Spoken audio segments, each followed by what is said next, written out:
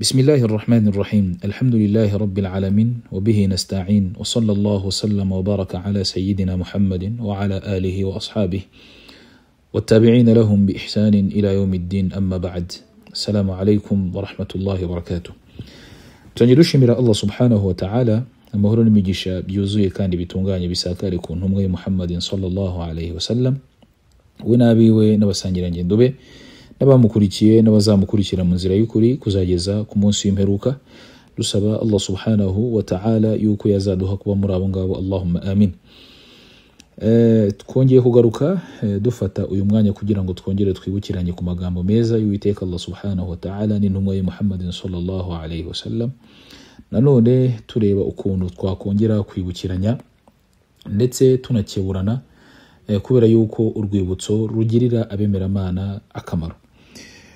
Ingingo yacu y'uyu munsi turi buze kuza kwibukiranyaho bi'idhnillahi subhanahu wa ta'ala ni ingingo irebana namwe mu mazina umuntu ashobora kwiyita ku giti cye cyangwa se abantu bakayamwita, bamara no kuyamwita akabyishimira nawe akumva yuko ariko agomba kwitwa bitewe wenda n'uburyo yiyumva n'uburyo yibona mu byo barimo baramwita cyangwa se barimo baramwitirira, akaba yabyishimira ntihagire n'uwo acyaha bijyanye wenda n'imiterere y'iryo zina cyangwa se wenda bitari byiza kuri ayo mazina.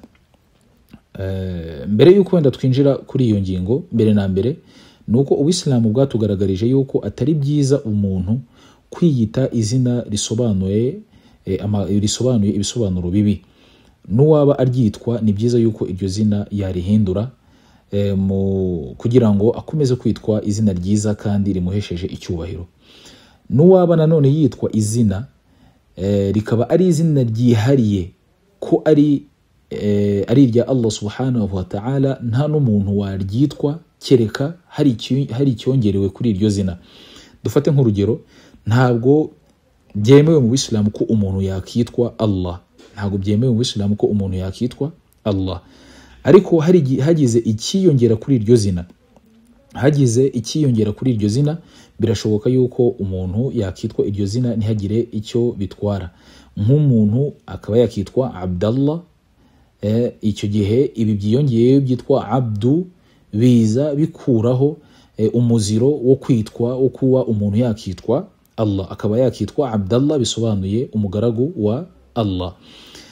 Ubwo rero ahanga kwa kugira ngo tugaragaze yuko hari bimwe mu bintu cyangwa se hari amwe mu mazina Umuislamu atemerewe kwitwa bitewe nuko ayo ari amazina cyangwa se ari ibisingizo byihariye kuri Allah subhanahu wa ta'ala, kereka hagize ibyiyongeraho kuri iyo ngingo biza bigaragaza yuko uyu asigaye ari umuntu, ariko umuntu akitirirwa ibimwe mu bisingizo by'Uwiteka Allah subhanahu wa ta'ala, ariko biza bimugaragaza nk'umuntu, ntibize bimugaragaza yuko ari Allah subhanahu wa ta'ala.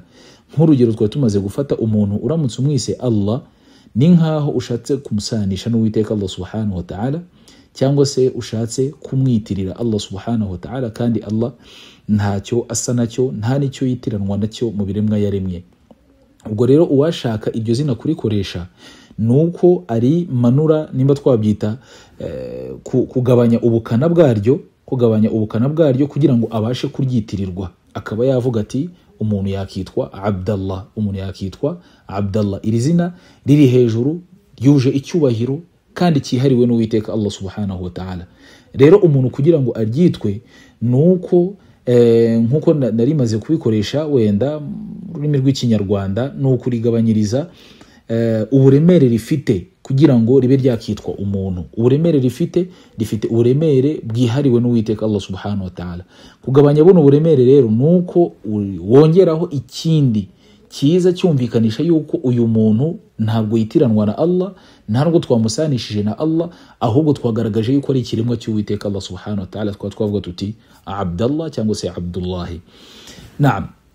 Ahanga ndagira ngo rero sasa tujye tuninjira kuri ya ngingo yacu twavuze, nk'uko byagiye bigaragara cyane cyane ku mbuga nkoranyambaga bijyanye wenda n'abantu bagiye biyitirira amazina nanone aza agaragaza yuko atari ko bakagombye kwitwa, cyangwa se barimo baragaragarizwa sifa n'ibisingizo bidakwiye kuri bo kandi n'ubwo bushobozi batabufite muri ubwo buryo.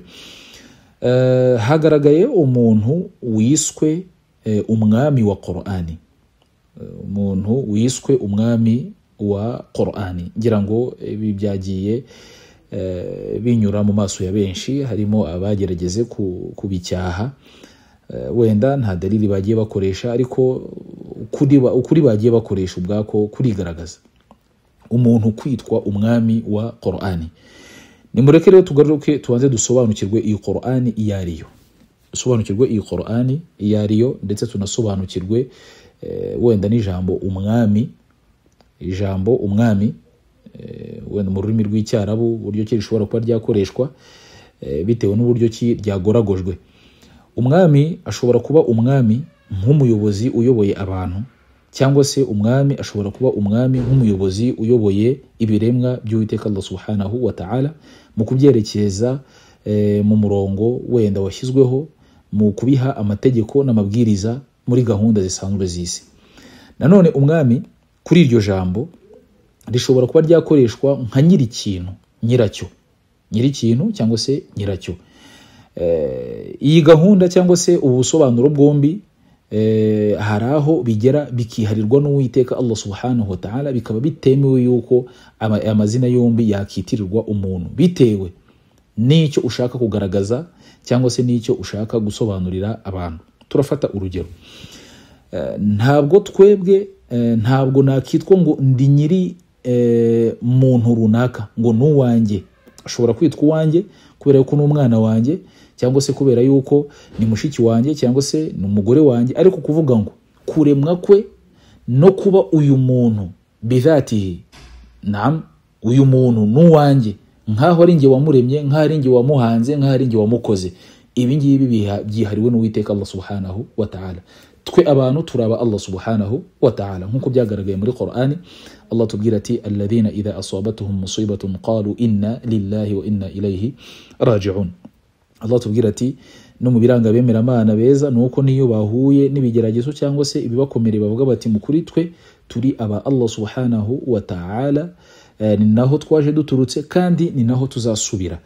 Bityo rero twe nk'abantu kuremwa kwacu no kuba turiho, ibyo ngibyo turi aba Allah subhanahu wa ta'ala. Niwe waduhanze, niwe waturemye, niwe wadushyizeho ahangaha kuri iyi si.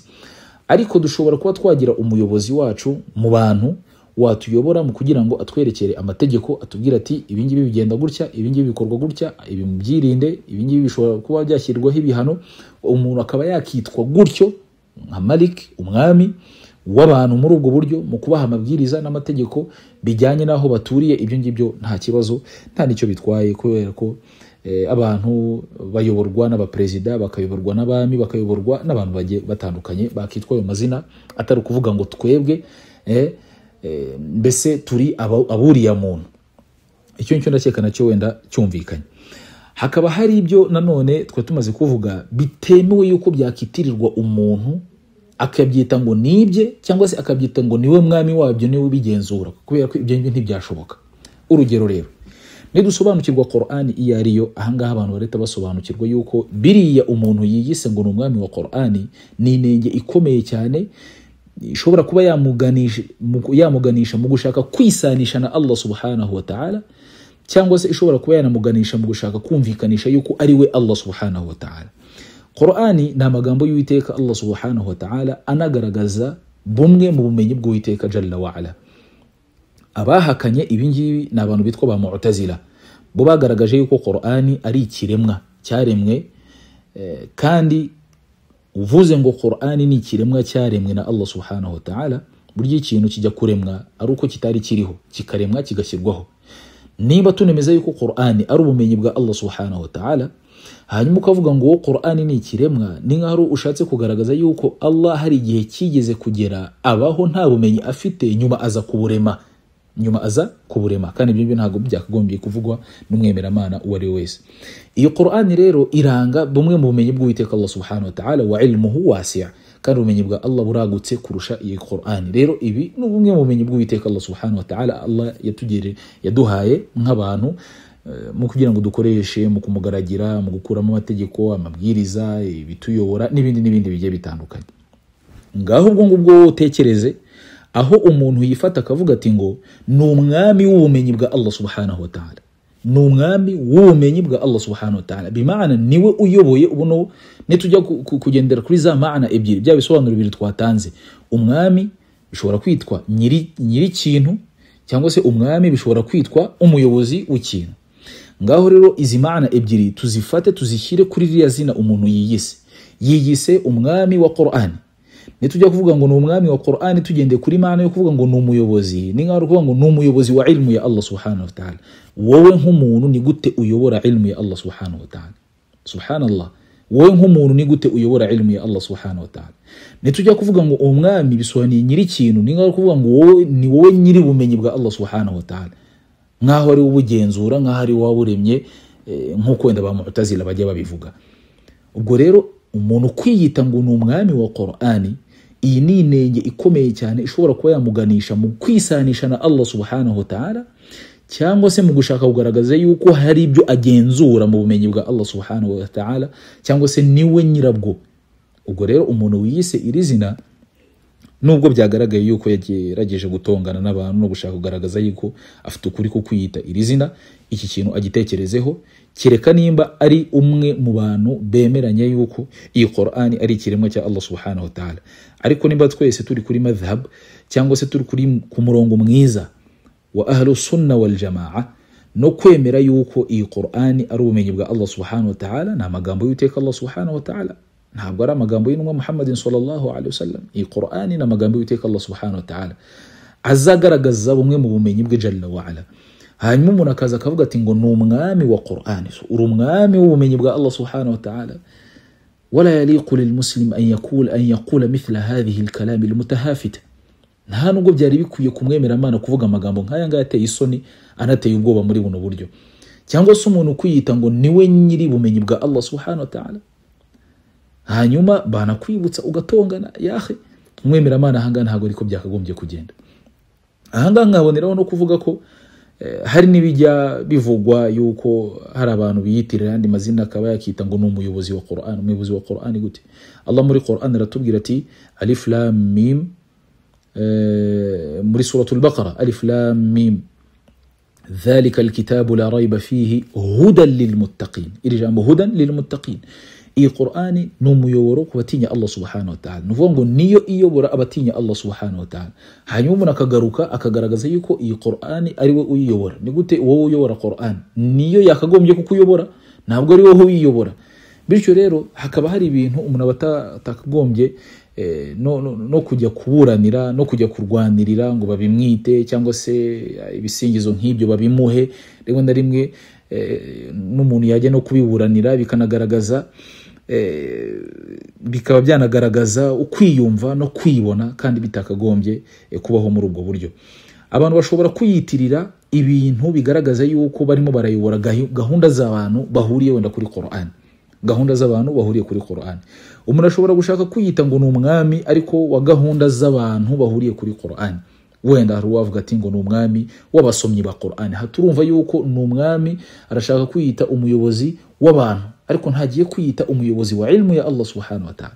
Ntagiye kwiyita umuyobozi, ntagiye kwiyita ngo niwe nyiri ilmu y'Uwiteka Allah subhanahu wa ta'ala.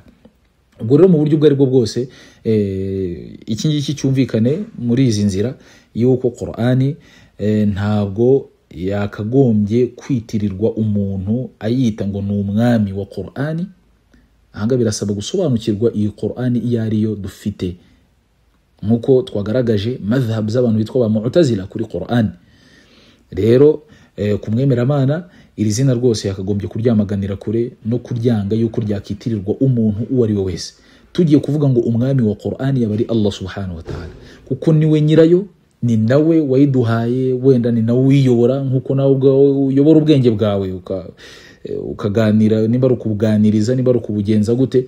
Rero Allah subhanahu wa ta'ala ilmu yiwe niwe uzi neza, niwe mbese niwe uyigenzura. Ilmu yiwe niwe uyigenzura, ntabwo igenzurwa n'umuntu. Kandi Allah subhanahu wa ta'ala niwe nyiri ilmu yiwe. Rero kuza kuvuga ati ngo iyi ilmu nyirayo, iyi Qur'ani nyirayo ni umuntu, cyangwa se ni umuntu uyiyoboye, ibi ngibi bifite intege muri aqida. abamenyi bakanatugaragariza yuko bishobora kuba byanaganisha umuntu mu gushaka kwisanisha na Allah subhanahu wa ta'ala. Ndumva wenda iki ngiki twagikosora muri buno buryo, kandi wenda tunasaba n'abantu kugerageza nimba hari ushaka kukwita izina menye ibisobanuro byaryo nuko rihagaze mu Islam. Rishobora kuba ritakangiza imyemerere y'umuntu, cyangwa se rishobora kuba ritashaka kumuzamura mu nzego ngo ashake kwigereranya na Allah subhanahu wa ta'ala. Muri Qur'an utubwira ati walam yakul lahu kufuwan ahad, nta kiremwa icyo ari cyo cyose bareshya, nta kiremwa icyo ari cyo cyose bangana, nta kiremwa icyo ari cyo cyose banagomba no kwitiranwa, nta kiremwa icyo ari cyo cyose kigomba kugenda ku murongo umwe na Allah subhanahu wa ta'ala bavuge ngo wenda ngo ni umwunganizi cyangwa se ntabyo. Ibyo ngibyo mu Islam ntabyo, n'imbere Allah subhanahu wa ta'ala ntabyo. ونستغفر الله سبحانه وتعالى من مقالة كهذه. tunasaba Allah subhanahu wa ta'ala yuko yanatubabarira ku bantu bashobora kuba banavuga amagambo nk'aya ngaya. Icyo rero turi gusozerezaho ni abantu kujya basobanukirwa igihe bashaka kwita umuntu izina, babanze basobanukirwe irya iryo, banaricukumbure, banarebe ngo iri zina dushaka kwita umuntu mu Islam urifata gute. N'amazina twitwa mu busanzwe ni byiza ko Umuslimu yajya nasobanuza akamenya iri zina nimba ntacyo ryangiza muri akida y'umuntu, nimba hari icyo ryangiza akaba yarihindura. Rero n'amazina dushaka kwita umuntu tujye tunagerageza tunarebe nimba ntacyo ari buze kwangiza kuri akida na tawhid y'umuntu, kurusha uko amarangamutima yacu twayaterera hejuru umuntu tukashaka kumwita n'ibyo nibitamukwiye, tugashaka kumwita n'ibyakangiza imyemerere y'abantu. Tumva rero twasozereza ahangaha dusaba Allah subhanahu wa ta'ala yuko yatworohereza muri byose. Subhanakallahumma bihamdik, nashhadu an la ilaha illa anta, nastaghfiruka wa natubu ilayk. Assalamu alaykum wa rahmatullahi wa barakatuh.